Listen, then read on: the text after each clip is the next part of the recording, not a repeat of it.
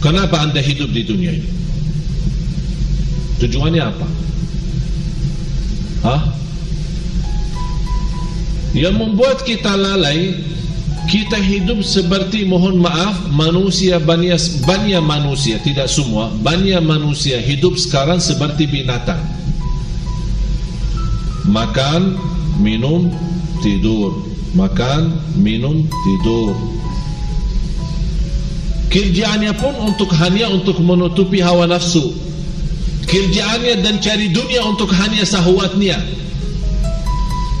Dia bekerja keras mencari nafkah untuk memiliki rumah mewah dan mobil bagus, istri yang cantik. Jadi tidak ada tujuan karena Allah. Seolah-olah dia hidup. Malah binatang lebih baik, karena binatang masih sebut nama Allah, masih berzikir kepada Allah. Malah ada manusia, na'udzubillah, lebih hina daripada binatang.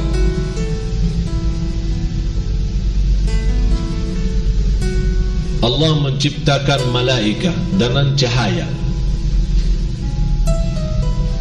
bunya akal, tapi tidak bunya syahwat.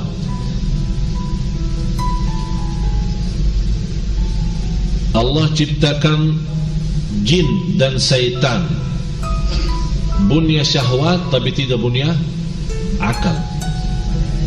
Allah ciptakan manusia di antaranya, bunya akal dan syahwat. Sudah faham? Malaikat akal tapi tidak ada syahwat. Jadi dia menggunakan fikirannya dan hatinya hanya mendekatkan diri kepada Allah, tidak ada lain. Tidak ada berfikir istirahat, tidak ada berfikir makan, tidak ada berfikir minum, tidak ada berfikir tidur. Itu semuanya istilah syahwat. Beda sama binatang, bunya syahwat tapi tidak bunya akal. Tapi manusia Allah kasih dua-duanya, akal dan syahwat. Kenapa Allah kasih dua-duanya? Allah memberikan peringatan dan pelajaran. Anda mau jadi seperti malaikat, gunakan fikiran untuk mendekatkan diri kepada Allah. Anda mau gunakan syahwat, jadilah seperti binatang. Tinggal Bapak Ibu milih, kita ikut mana? Ikut kesadaran kita, hati nurani kita, mencari ridha Allah agar Allah menjadikan kita lebih baik. Kalau tidak seperti malaikat akan menjadi lebih baik. Atau kita ikuti hawa nafsu kita, akan Allah jadikan lebih hina daripada binatang. Jadi jangan lalai dari tujuan kita hidup. Tujuan kita apa? Satu, mencari ridha Allah. Dengar hadis yang qudsi, wahai anak Adam, aku menciptakanmu untuk beribadah kepadaku, jangan main-main. Wahai anak Adam, aku menjaminkan rizkimu, jangan capek. Itu dua hal ini jangan kita lalaikan. Ibadah hanya kepada Allah, dan rizki jangan capek, karena Allah sudah tentukan rizki kita. Yang terakhir, yang ke-10, bersibuk dalam hal-hal kecil di dalam agama dan melupakan hal yang lebih utama. Bersibuk dalam hal-hal kecil dalam agama dan melupakan yang lebih utama. Sekarang orang beribut, qunut boleh tidak? Sekarang orang ribut, zikir jama'i boleh tidak? Sekarang orang sibuk bagaimana bersoalan gerakan jari saat tahiyat. Apakah diputar, apakah digerakkan atas bawah, atau didiamkan? Apakah ini salat kita sah begini atau begitu? Orang sibuk, kalau kita kena debu, apakah puasa kita batal atau tidak? Saat kita lagi berjalanan, tidak sengaja tersentuh dengan wanita, apakah wudhu saya batal tidak? Jadi kesibukan kita di hal-hal kecil, dan kita lupa yang lebih utama. Lupa penerbangan kita untuk Islam, lupa perjuangan kita untuk Islam, lupa kedamaian, lupa kesejahteraan, lupa kebersatuan. Itu semua kita lupa.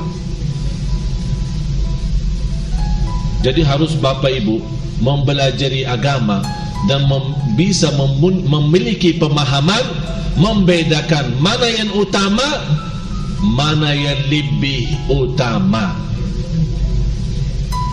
Kalau dalam bahasa fikih namanya fiqhul awlawiyat. Fiqhul al-awlawiyat artinya apa? Fikih utama dan lebih utama. Dari pemahaman ilmu kita, kita bisa membedakan, ya memang ini bagus, ini utama, tapi maaf, ada yang lebih penting lagi, ada yang lebih utama lagi. Contohnya, sebagaimana saya sering cerita, ada dua orang datang ke rumah saya akhiri cerita ini. Ada dua orang datang ke rumah saya, ribut bersoalan tarawih 11 atau 23. Satu penurus, satu wakilnya. Ini bukan di Sunda Kelapa ya, di luar ya. Datang ribut di depan saya. Yang satu tuntukan 11. Dengan dasar Rasulullah tidak pernah lebih daripada 11. Hadis Siti Aisyah, di bulan Ramadan maupun di luar bulan Ramadan tidak pernah lebih daripada 11. Dasar bagus dan cukup kuat.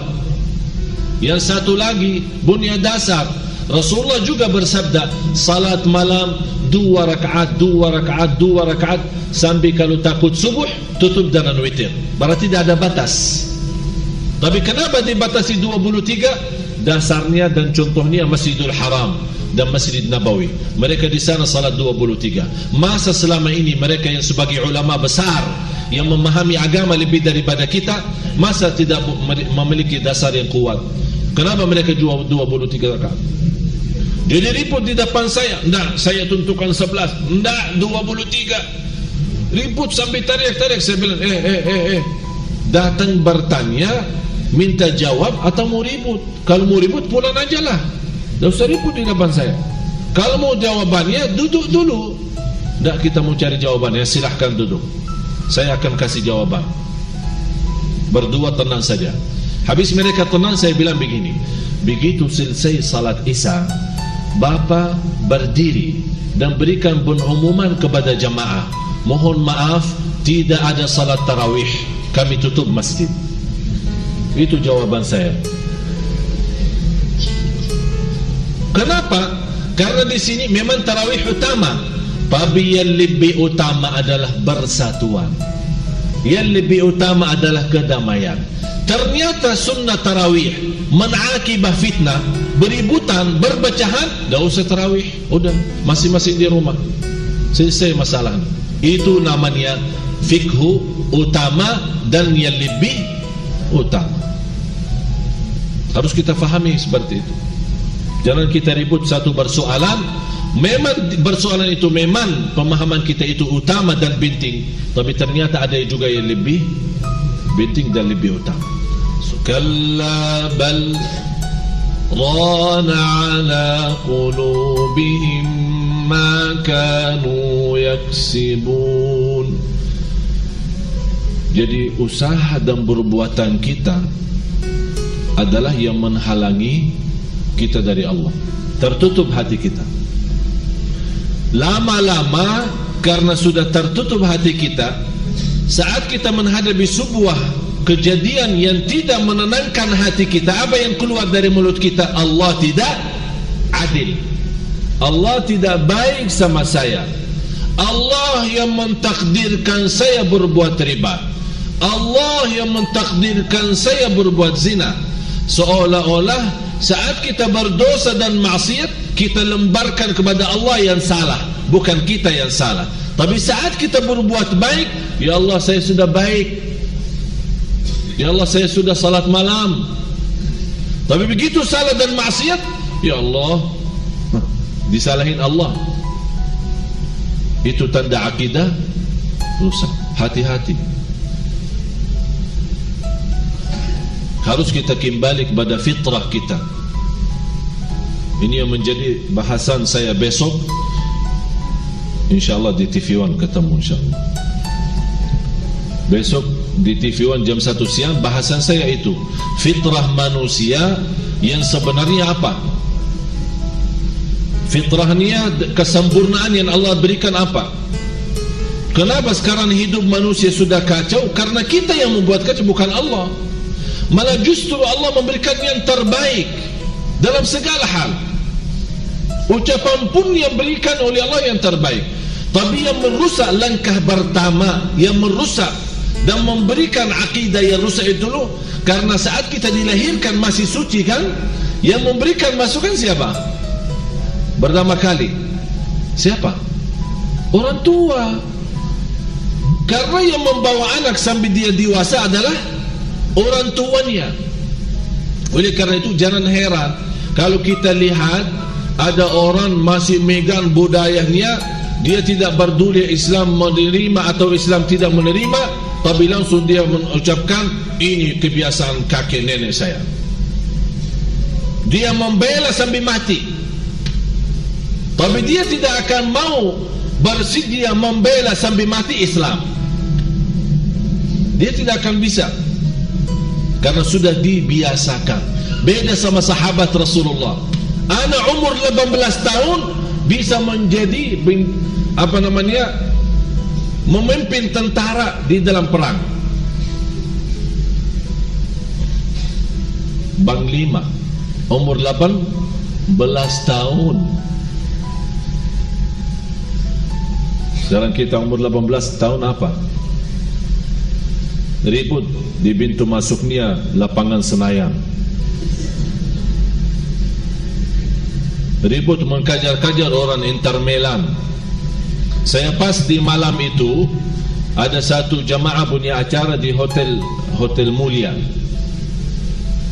Terus di check-in saya kamar di sana. Ramainya orang, saya bilang pertama kali saya lihat ramainya orang di satu hotel seperti ini. Saya bertanya, orang-orang semua di reception sama yang jaga sama keamanan semua kenal saya. Assalamualaikum Syekh, Assalamualaikum Syekh. Saya tanya, ini apa, ada apa ini? Oh, ada Inter Milan.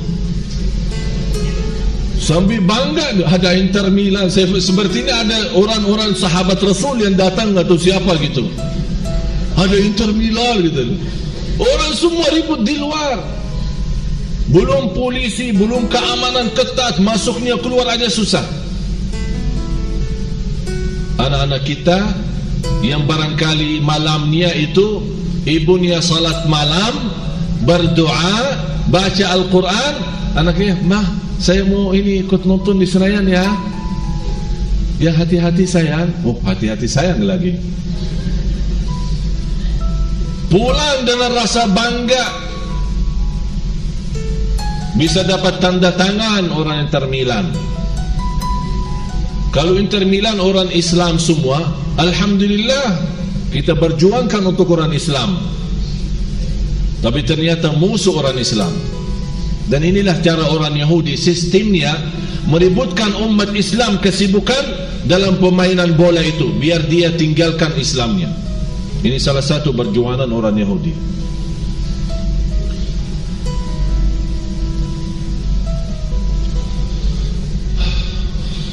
Akidah yang rusak. Yang kedua,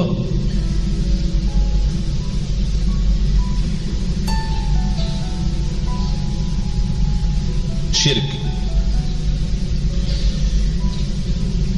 bersutuhan, syirik kepada Allah. Kita kan sama-sama belajar, kita beribadah kepada Qul inna salati wa nusuki wa mahyaya wa mamati lillahi rabbil alamin. Lanjutannya apa? Ini sebuah perjanjian.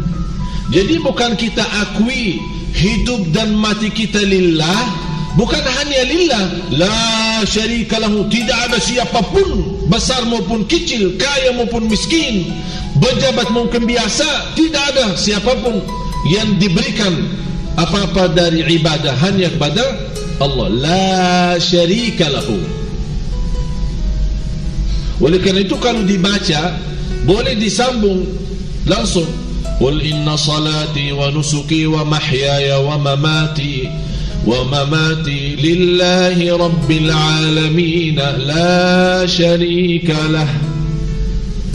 La syarika lah. sebuah kepastian. Jadi bukan kita ikhlas tapi tercampur riya, bukan kita iman tapi tercampur nifaq, bukan kita tauhid tapi tercampur syirik. Enggak, kita tauhid no syirik, kita iman tidak ada nifaq, kita ikhlas tidak ada riya. Itulah hakikatnya la syarika lahu.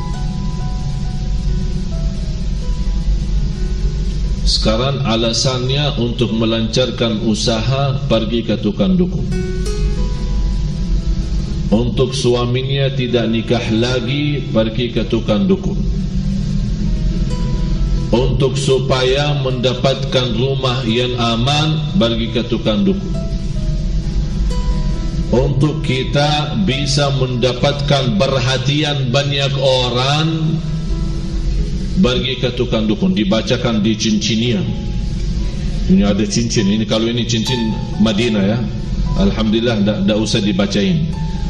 Ada orang ada cincin. Kemarin ada yang datang ke rumah saya, ada yang tunjukkan, ada bermacam-macam, ada merah, ada hijau, ada biru, ada yang besar, macam-macam. Dia kasih tahu saya, kalau ini buat menarik perhatian wanita.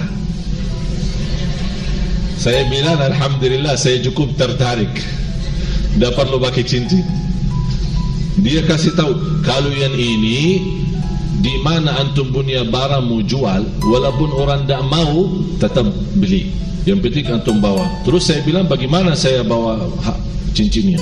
Apakah setiap orang tamu datang saya harus biar dia mau, atau biasa-biasa aja? Harus tunjukkan gitu atau gimana?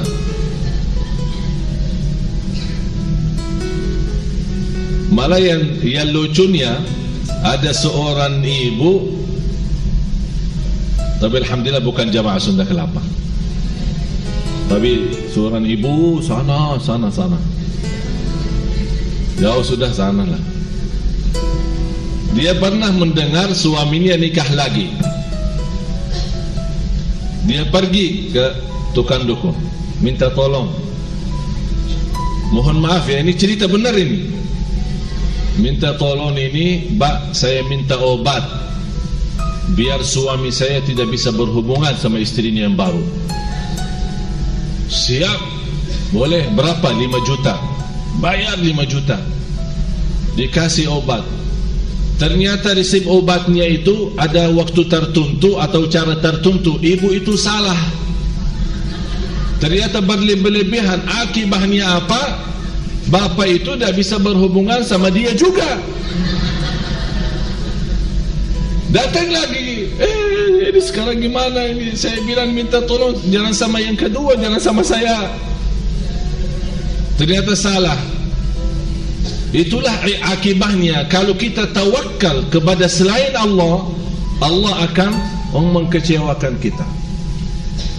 Tapi kalau kita menganggap, kalau suami kita dapat nikah, kalau kita memang anggap itu sebuah ujian yang menyakiti perasaan, kenapa tidak menadu kepada Allah? Cuba salat malam dan minta, ya Allah, memang saya betul cinta sama suami saya, sudah saya berkorban segalanya untuk suami saya. Ya Allah, balikkan hatinya kepada saya. Kan yang memiliki hati itu adalah Allah. Belum tentu orang walaupun punya istri kedua, yang ketiga, belum tentu bisa hatinya sama mereka. Kalau kita memang benar-benar, kalau kita bisa menadu hanya kepada Allah. Tapi karena akibatnya kita punya akidah rusak, muncul apa? Yang kedua ini, syirik. Muncul syirik. Tapi kalau kita punya akidah benar, kita yakini segalanya kepada Allah, dan pasti kita menadu kepada Allah Subhanahu wa ta'ala. Kalau memang kita yakin. Tapi karena akidah rusak, tidak mungkin orang akidah rusak bisa yakin. Apalagi yang bermunajat di hadapan kubur. Saya punya guru, bukan masih ingat Syekh Said, yang 2 kali datang Sunda Kelapa, menjaga makam Rasulullah 55 tahun. Macam cerita. Sekarang orang banyak yang pergi ke sana, negeri Arab Saudi itu Wahabi, negeri Arab Saudi itu tidak diberikan kesempatan kita dekat makam biar bisa salawat atau bisa berdoa. Kenapa yang membuat pemerintah sana ketat? Dulu masih cerita 80 tahun, 80-an, tahun 70-an, 80-an sampai 90-an. Itu orang-orang yang datang haji, apalagi haji kan sakit raminya orang, susah diatur masuknya keluar. Jadi beribut di depan pintu makam Rasulullah. Ada yang sempat karena tidak ada halangan, sekarang sudah ada batas kan, agak jauh ke depan sedikit. Dulu enggak, cuma ada yang jaga, tapi tidak ada batasan. Orang mana ribut terus membuat surat. Di tempat ini ada masuk-masuknya, dibuat surat. Kata Syekh Said, tugasnya kan menjaga dan sekalian membersihkan.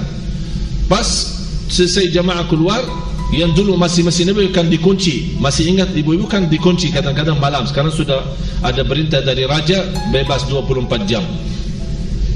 Jadi masuk, di antaranya dapat surat. Ini semua isinya apa? Bermacam-macam bahasa.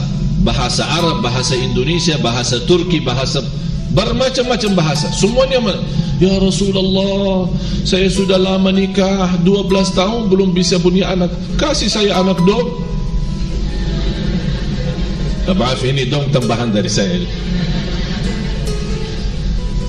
Berarti Rasulullah sudah bukan menjadi sebagai manusia yang memang kita yakin Rasulullah barakah, memang kita yakin Rasulullah meninggal dunia, tapi di alam kubur punya hidup yang istimewa. Tapi bukan berarti menjadi tempat menadu kita. Kalau kita bilang hanya semuanya ya Rasulullah, terus ya Allah apa? Kapan saatnya kita bilang ya Allah? Kalau ada yang pernah berkata, ya Rasulullah selamatkan aku dari neraka Jahannam, padahal Rasulullah sendiri berkata sama anaknya Siti Fatimah, wahai anakku yang aku sayangi, ittaqillah, bertakwalah kepada Allah, karena aku tidak akan mampu menjaminkanmu selamat dari neraka Jahannam. Dan kita minta, ya Rasulullah selamatkan aku dari neraka Jahannam.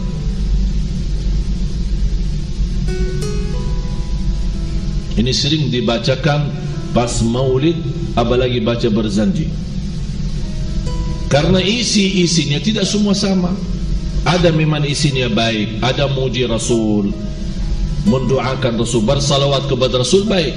Tapi ada isi-isi meminta doa langsung, ya Rasulullah. Tapi kita kan dah ngerti, malah ikut orang joget lagi. Saking senangnya lagunya, dia tidak faham artinya bahasa Arab. Itu yang perlu kita berhati-hati. Bukan berarti berjanji semua tidak boleh. Kita boleh baca karena ada isinya kata-kata syair yang bagus dari sisi makna, bermunajat kepada Allah, bertawassul kepada Rasulullah. Ya Rabbi bil Mustafa balligh maqasidana. Terus waghfir lana ma madha ya wasi'an. Dimulai ya Rabbi bil Mustafa, ya Allah dengan Nabi Muhammad. Tapi diawalikan ya Rabbi, berarti di sini ada ya Allah dulu. Ya Rabbi dengan berkah Nabi Muhammad ampunilah. Ya Allah dengan kemuliaan Nabi Muhammad mudahkanlah. Ya Allah dengan keberkahan Nabi Muhammad sembuhkanlah. Jadi itu namanya tawassul. Tapi tidak ada orang istilah ya Rasulullah sembuhkan, ya Rasulullah ampuni, berarti mana Allah? Hati-hati dari syirik, karena Allah paling tidak senang berbuatan syirik. Segala dosa bisa diampuni kecuali dosa syirik. Yang ketiga, bid'ah ucapan atau ucapan yang bid'ah. Artinya ucapan yang bid'ah itu kata-kata yang baru. Contoh, sebenarnya Bapak Ibu kalau kita perhatiin susunannya sampai 10, ini semuanya dasarnya akidah rusak. Kadang kita lihat orang kaya raya, uangnya bukan miliaran, banyak sudah triliunan. Tapi kita lihat ibadahnya biasa-biasa, puasanya malah jarang, datang ke masjid telat. Ada orang bilang, kaya tapi biasa. Coba kalau Allah jadi saya yang lebih kaya, pasti akan lebih takwa. Itu namanya ucapan bid'ah, ucapan baru. Seolah-olah kita salahkan Allah terhadap membagi rizki. Kenapa ini yang biasa-biasa rizkinya aja sudah luar biasa? Kita aja yang luar biasa, rizki saya susah-susah. Berarti seolah-olah, mohon maaf Bapak Ibu, berarti ibadah kita selama ini tidak ikhlas. Seolah-olah kita minta balasan. Ya Allah, mana kok sudah lama tak jadi kaya-kaya ini, berhasil dia bisa kami, saya rajin di Sunda Kelapa. Itu jaga ucapan kita. Yang keempat, bid'ah amalan, perbuatan yang menjadi bid'ah.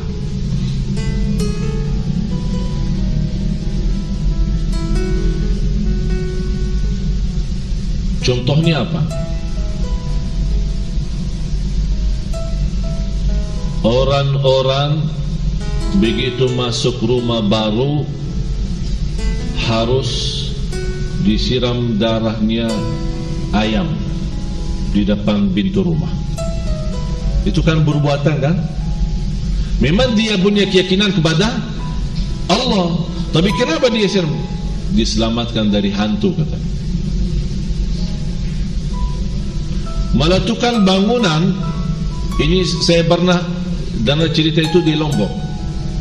Orang tukang bangunan di sana, kalau diperintahkan untuk naik atap untuk lanjut bangunan ke atas itu, Pak, tidak berani. Kok tidak berani? Ada apa?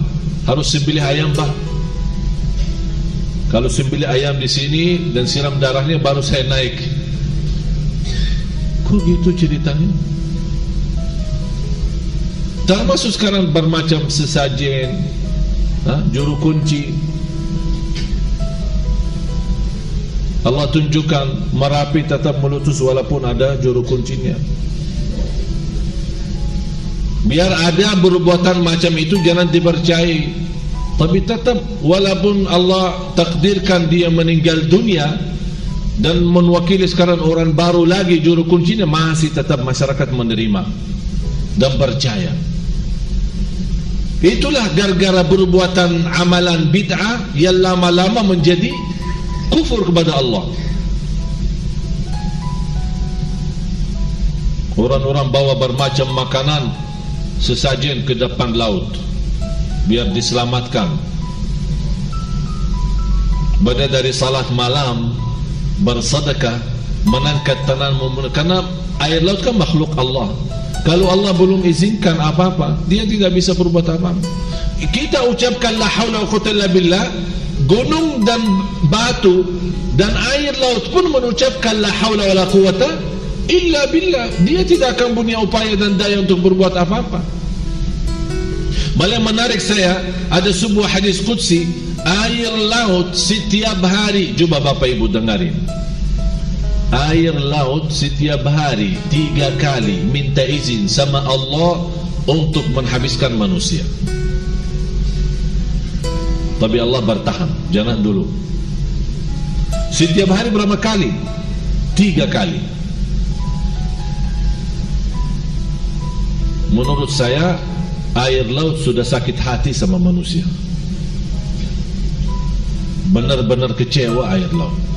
Malah ada orang berani datang ke dekat laut di pantai berbuat macam dosa dan maksiat, seolah-olah berani lawan. Dia sudah sakit hati. Ya Allah, izinkan saya habiskan mereka. Kata Allah, jangan dulu. Masih ada di antara hambaku yang masih beristighfar. Biarkan. Tapi begitu sudah air laut yang ada di Aceh, saat Allah sudah membiarkan, sudah terserah. Tapi masih rahmat Allah, masih rahmat Allah, dan tanah rahmat Allah di situ. Air yang maju yang namanya tsunami menghabiskan 500.000. Tapi Bapak Ibu, saya yakin Kalau bukan di situ ada rahmat Allah, tidak ada yang namanya Aceh saat ini. Walaupun Allah izinkan air laut maju menjadi sebuah hukuman atas perbuatan manusia, tapi tetap masih Allah kasih sayang. Padahal dikirakan seharusnya tsunami itu mengakibatkan tidak ada daerah Aceh. Tidak ada Aceh, tidak ada, sudah habis. Saya kemarin dari Aceh 4 hari lalu. Saya dibawa keliling ke tempat bekas-bekas tsunami. Ya Allah, memang Allah maha dahsyat. Allah maha segala-galanya. Air laut makhluk tapi dahsyat, tapi juga dia tidak bisa berbuat apa-apa kalau belum ada izin Allah. Tapi Allah kirimkan dan melepaskan air laut untuk menghabiskan manusia, tapi tetap Allah masih bertahan. Jangan habiskan semuanya, biar sebagian jadi korban, agar sebagian yang lain sadar dan taubat. Tapi na'udzubillah, manusia masih lebih parah lagi. Masih seperti ini, tidak ada urusan. Ini sebuah kejadian karena sebenarnya ada pengaruh semesta alam, karena kedekatan bintang ini dengan bintang itu. Kemudian laut tidak ini normal, ini alasannya. Kemudian bikin macam alasan. Mataharinya seharusnya diterbit dengan sekian derajat, dan bulan ini karena ada sedikit hambatan air lautnya. Apaan itu? Ikan yang ada di dalam air laut dan semua makhluk yang ada di dalam air laut di saat itu bermunajat kepada Allah, beristighfar. Bumi yang namanya bumi, di hadis yang sahih Rasulullah bersabda, innal abdal fajir idza mat istaraha al bilad wal ibad wal syajar wal dawab. Kalau hamba Allah yang fasik meninggal dunia, bumi, pohon dan batu beristirahat, mengucapkan terima kasih ya Allah, Engkau sudah mengambil nyawa orang fasik. Karena bumi tidak senang orang fasik berjalan di atasnya. Begitu ada orang salih meninggal dunia, yang pertama sedihnya bumi mengadu kepada Allah, ya Allah, kenapa ini orang salih? Biarkan dia masih enak jalanannya. Kemana saja dia pergi akhlaknya baik, sopan, amanat, tawadu, rendah hati, dan pernah berbuat macam-macam di atasku. Kata Allah, sudah saatnya dia meninggal, kamulah jadi saksi baik bagi dia nanti di hari kiamat. Allah jadikan bumi saksi baik. Baca Bapak Ibu surat Idza Zulzilat. Idza zulzilatil ardu zilzalaha wa akhrajatil ardu athqalaha wa qala al insanu ma laha yawma idzin tuhaddithu akhbaraha. Berita, dia akan memberitakan semuanya kepada Allah nanti di hari kiamat atas apa yang kita lakukan, baiknya maupun buruknya. Jadi hati-hati Bapak Ibu, ucapan kita, berlangkah kita, berlakuan kita, bukan hanya mata dan tangan kita jadi saksi, bumi pun jadi saksi. Kalau ada orang satu jadi saksi, kita bisa celaka. Bagaimana kalau seluruh makhluk jadi saksi di hadapan kita, di hadapan Allah Subhanahu wa taala?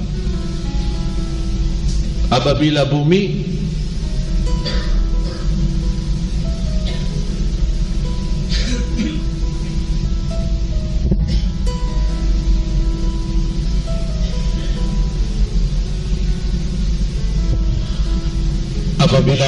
digoncangkan dengan goncangannya yang dahsyat, dan bumi telah mengeluarkan beban-beban berat yang dikandungnya, dan manusia bertanya, mengapa bumi jadi begini? Ini manusia heran, karena dia selama hidup di bumi tidak pernah melihat peristiwa seperti ini. Ada apa bumi ini? Kenapa ya Allah? baru dia akan cerita bumi. Terus, karena sesungguhnya Tuhanmu telah memberi. Sebelumnya jalan kubur dong. Pada hari itu bumi menceritakan beritanya. Menceritakan apa? Atas apa yang telah dilakukan oleh manusia atasnya. Ya Allah, ini fulan bin fulan di hari tertentu, di jam tertentu, di negeri tertentu, di tempat ini, di saat itu, di siang hari, malam hari dia berlaku ini semua digambarkan. Langsung manusia heran, ada apa ini sama bumi? Semuanya dia ceritakan. Kita malu sendiri saja, apalagi dicerita lagi sama bumi. Apa jawaban bumi? Terus, karena sesungguhnya Tuhanmu telah memerintahkan yang demikian itu kepadanya. Allah Maha Kuasa. Bumi diperintahkan Allah.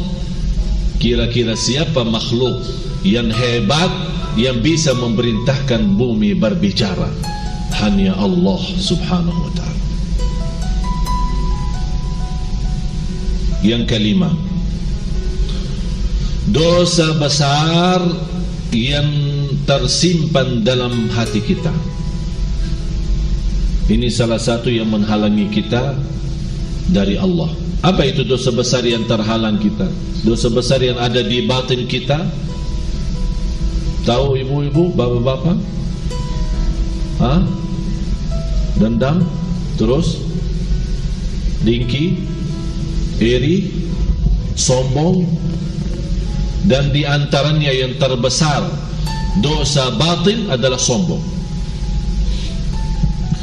Pertama dosa di langit, dosa sombong. Pertama dosa di bumi, dosa pembunuhan.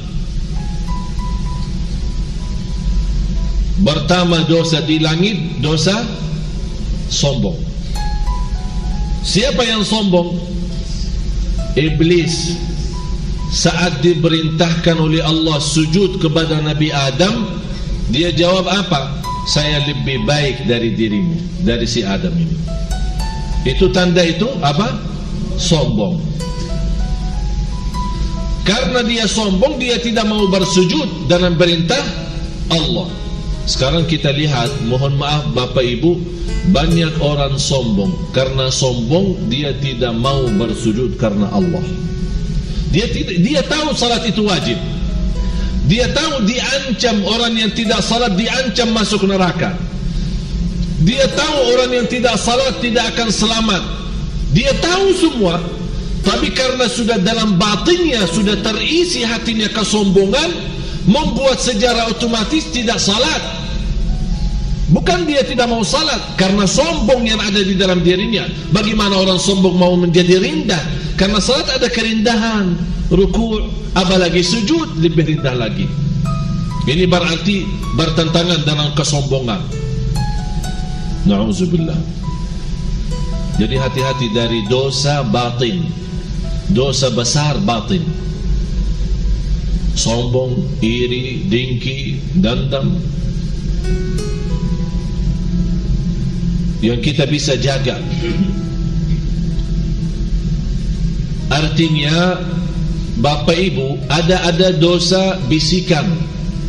Kadang-kadang mohon maaf, ada sebuah bisikan dalam hati kita, tapi kita sendiri tidak suka. Contoh, ada seorang ibu datang, tiba-tiba begitu kita lihat ibu, muncul perasaan tidak enak. Kenapa dia datang? Padahal kita tidak punya masalah sama dia. Dia baik, kita baik sama dia, dia baik sama kita. Tapi kenapa ada bisikan-bisikan seperti ini? Ini semuanya was-was dari syaitan. Tidak usah diperhatiin, beristighfar saja. Tapi yang menjadi bahaya adalah dosa batin yang kita memberikan perhatian. Sombong, ya sengaja sombong, malah bertambah sombong. Itu yang perlu kita jaga. Karena dari dosa besar batin menghalangi kita dari Allah. Yang keenam, dosa besar lahir.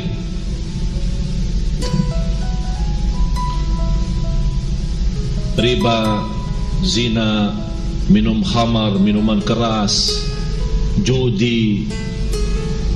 Ini semuanya kan niata, perbuatan yang niata tapi dosa besar.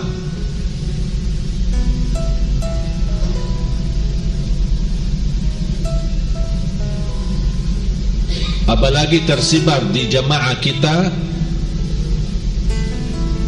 orang mampu datang orang minta tolong untuk pinjam 10 juta, 100 juta dalam 6 bulan atau 5 bulan atau 3 bulan. Disyaratkan oleh ibu yang mampu ini, boleh saya bantu 100 juta, tapi nanti habis 6 bulan kembaliin 120 ya. Ini 20 itu riba dan dosa besar. Fantas kita kadang-kadang susah khusyuk karena itu riba. Kita terbiasa guna riba. Malah yang saya herankan, saya kenal seorang ibu, tak usah saya sebut nama, salat malamnya Masya Allah. Malah saya kalah dengan salat malamnya dia. Baca Al-Quran apa lagi, puasa Isnin Kamis, sedekahnya Masya Allah.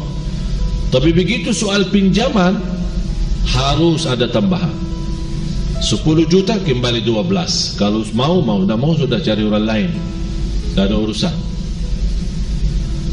Udah bu, saya mau berangkat haji, boleh bantu? Ya boleh, nanti saya bayarin di travel. Berapa harga haji? 100 juta. Udahlah, nanti bu kembali pulang dari haji 150 ya.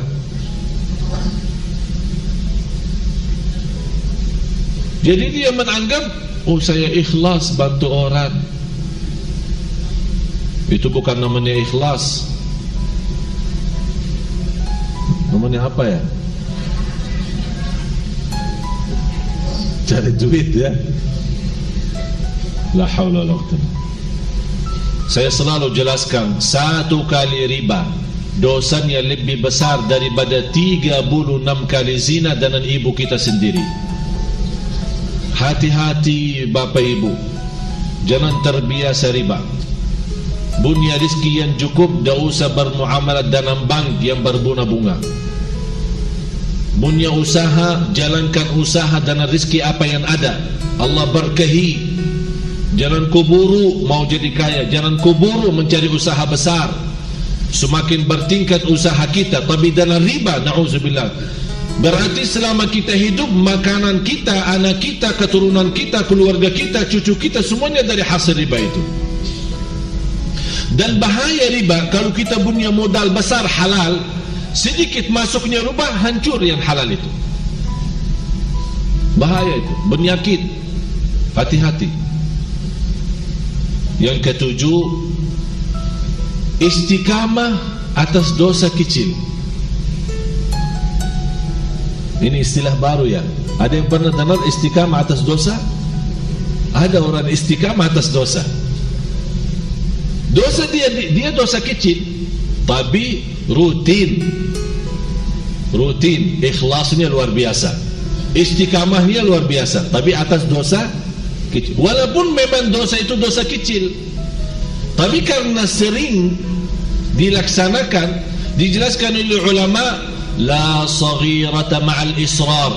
Tidak ada istilah dosa kecil selama kita lakukan secara terus menerus. Berarti karena sudah terus menerus jadi dosa besar.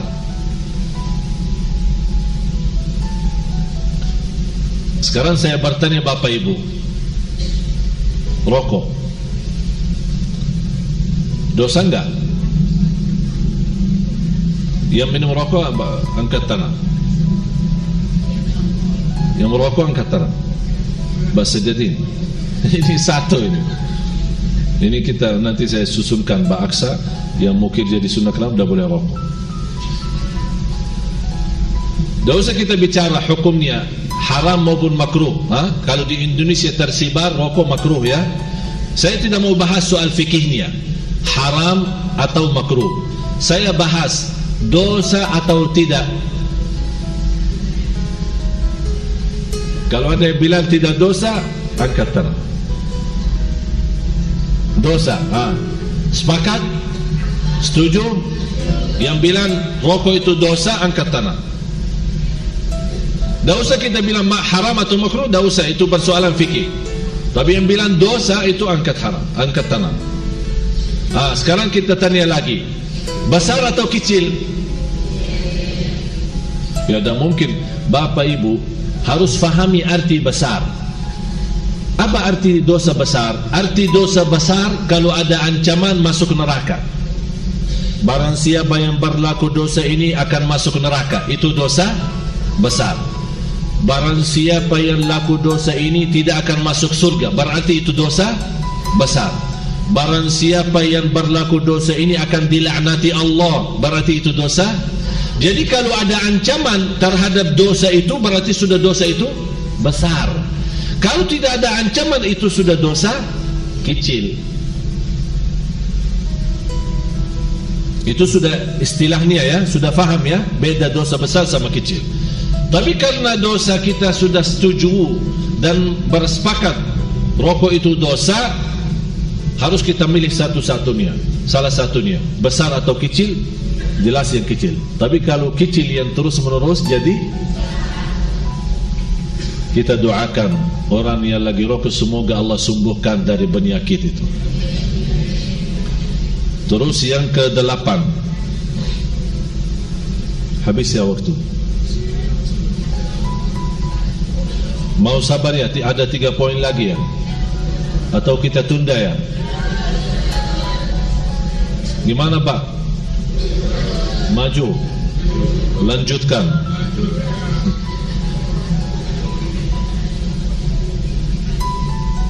Tolong Bapak Ibu doakan, alhamdulillah atas segala kemudahan dari Allah.